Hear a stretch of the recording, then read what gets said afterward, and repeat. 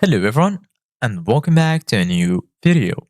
In this video, I'm gonna show you guys how to step back in NBA Live Mobile. So if you guys want to learn how to do it, just follow the steps that I'm gonna show you. As you can see guys, I am right now in NBA Live Mobile on my phone and this is how the homepage looks like. Right here we have Live Pass, Live Today, Leaks, Limited Time Events, Showdown and Last Day campaigns. And in the bottom, you're going to find my team, auctions, achievements, objectives, and lastly, sets. So, for example, we're going to go to any mode. So I'm going to go to live today. And right here, I'm going to choose any available match. For example, this one, I'm going to click on NBA.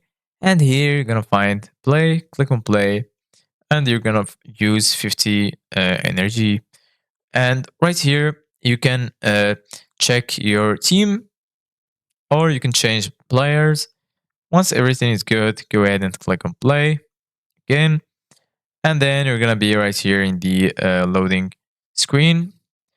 So once the game has loaded, we're going to be right here. So we're going to pass the ball, for example.